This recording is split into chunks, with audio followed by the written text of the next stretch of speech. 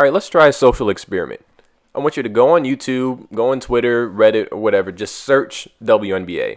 I want you to see how long it takes for you to find a single positive result.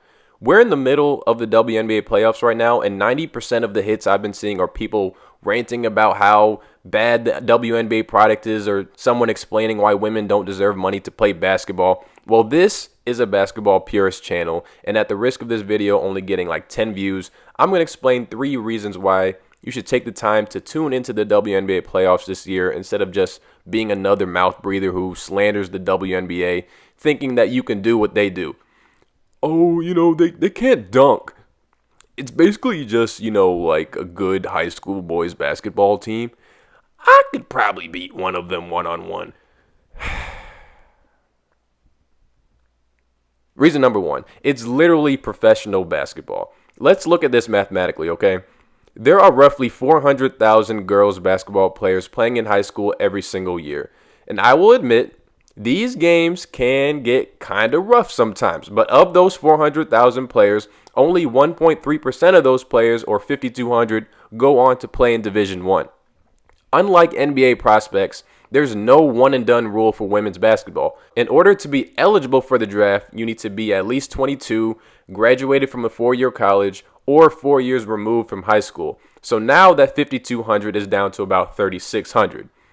There are only 36 draft picks in the WNBA, and if you factor in about 5 or so international players, that leaves less than 1% of draft-eligible women getting drafted every year. So next time you go to a girls' high school game, just know that only 1/13,000th of those women will actually be representing the WNBA at the professional level. The skill gap is insane, and yes, they are much better than you and that guy at the gym who claims he could have gone pro if he didn't have that one knee injury.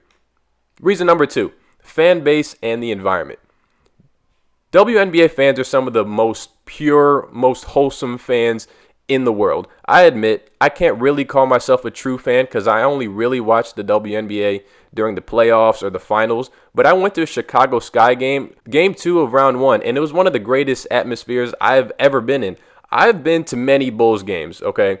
And as a Philly fan, it personally offends me how nonchalant the fans are. They show up late, they don't care if the team is playing like crap, and if it's not literally a tied game of a marquee matchup, half the arena is leaving with 5 minutes left in the game. There are no casuals at a WNBA game. Those fans are there because they love basketball, and it's a beautiful thing.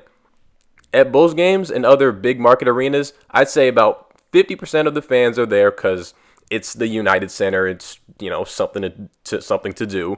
25% are there to schmooze or because they got hooked up with the box seats or something.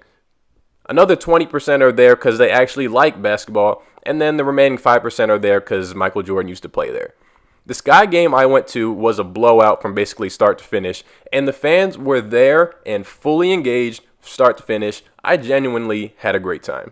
Also, I got level 1 seats for like $20. Reason number 3, the league is not going anywhere. I think people forget that the WNBA is a relatively new league. It's 25 years old, and I bet if you just think about the maturation of the NBA, that'll give you a better appreciation of where the state of the WNBA is and of where it's heading. When the NBA was 25 years old, it was 1971.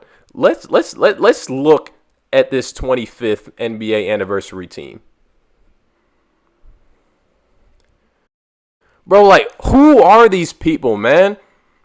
Yes, men's basketball is more athletic. Women may never be able to do 360 windmill dunks from the free throw line, but we need to acknowledge that the NBA has a 50-year head start. That's 50 years of evolution of the game, 50 years of role models.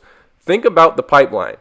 Being a professional basketball player as a woman was simply not a legitimate and respected career path. I bet if I told my dad back in 1966, "Oh, hey, Dad, when I grow up, I want to be a professional basketball player," he'd be like, "Son, go get a real job on the paper mill," or whatever the heck black people were allowed to do back then. But young men, particularly black boys, including myself, we were surrounded from day one with heroes, role models, people to look up to. I played basketball because Allen Iverson taught me that short guys can actually make it to the league as long as your cornrows were tight enough and your shorts were saggy enough. The women of the WNBA have proven to be outstanding role models. Candace Parker, Diana Taurasi, Sue Bird, Maya Moore, Tamika Catchings, Lisa Leslie, Cheryl Swoops. They've been leading the charge, fighting headwinds of racism, sexism, and not to mention anti-LGBTQ sentiment for over a quarter century now. Not to mention, they can really, really, really hoop. To the other way. Nobody better in the history of this game doing that. Oh! Look at over the head. Only Sue. Into Deladon. With 3. Deladon with 2. Deladon on the spin. And the winner for Atlantic. Deladon at the buzzer. That's a dangerous pass. Hamby. Jammed it when she didn't need to, and it went in. De'Erica Hamby with about 6.5 seconds left threw up a prayer, and it went in. Taurasi makes her move. Taurasi, the pull-up is good, and the foul. Diana Taurasi has her bench jumping up and down because she does what she always has, coming through in the clutch in an acrobatic way. Gets it to Moore. Moore will get it off. The shot is good. Game 3 belongs to Maya Moore and Minnesota. The LA Sparks have slain the Mighty Lynx.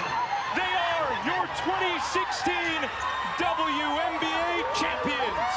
And if they can do all that, they can handle some Twitter trolls.